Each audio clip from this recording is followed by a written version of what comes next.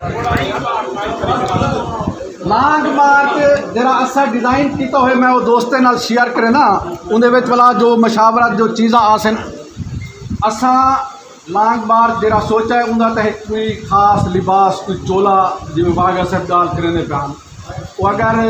उन वेले कोरोना भी इतना सीरियस होया तो उन्हें SOPs की भी क्वेश्चन है कच्चा ज़रूर डिज़ाइन करें असा इंजे वेले तक टू शारे का जो साड़ी सकत है उनके मुताबिक असा तय की खड़े एक तो लांग मार्च की दीन पनाह के टूटसी दूजा सखी सरवर के मुजफ्फरगढ़ कट्ठे किसन मुल्तान इदा इख्तिताम करे ए पैदल तुरसी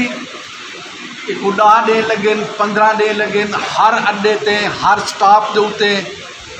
मीटिंग थी सी जलसा थी सी लीफलेट पंपलेट तकसीम किए और जेरे दोस्त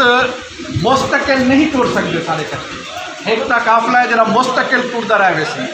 उन्हें कने अरदास है कि आपने स्टाफ कने अगले स्टाफ तक तो सारे कट्ठे टुरन देरे वाला गाजी घाट तक तो जुले गाजी घाट वाला चौक कुरैशी तक तो जुले चौक कुरैशी वाला मैं मिसाल लेना खड़ा कि हर स्टाफ के ने दोस्त सारे कट्ठे जितना ज़्यादा के ने ज़्यादा कोई 2 किलोमीटर टुर सकते कोई 3 टुर सकते कोई 5 उन्हें तो जिम्मे लावे रिसेप्शन होवे उता हर स्टाफ दे उते उता गाल मुहार थी तकरीरा थी ये ई तरह का असा डिज़ाइन किया हुआ है लांग मार्च जरा असाले भेजे विच इंजे वेले तक है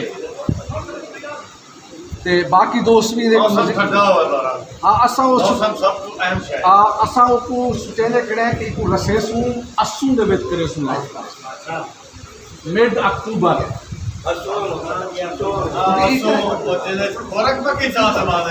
बेटा को कच्चे ना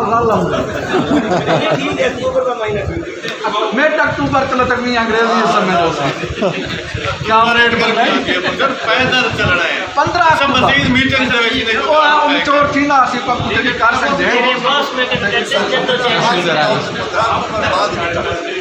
चलो हम करारदादा में अच्छा हूँ मैं करारदादा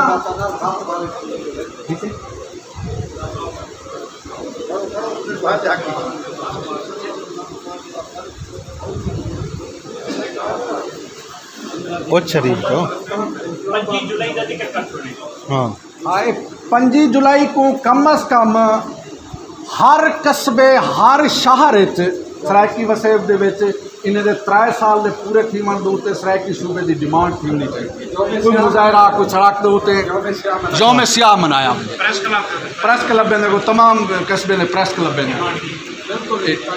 ये तमाम दो तो ये सारी ख्वाहिश है कि बहावलपुर के ने मतलब रोही के ने उच्च के ने भी जेरी जाके ने दोस्त जिमें सौखे होवन उडो भी कोई काफिला टुरे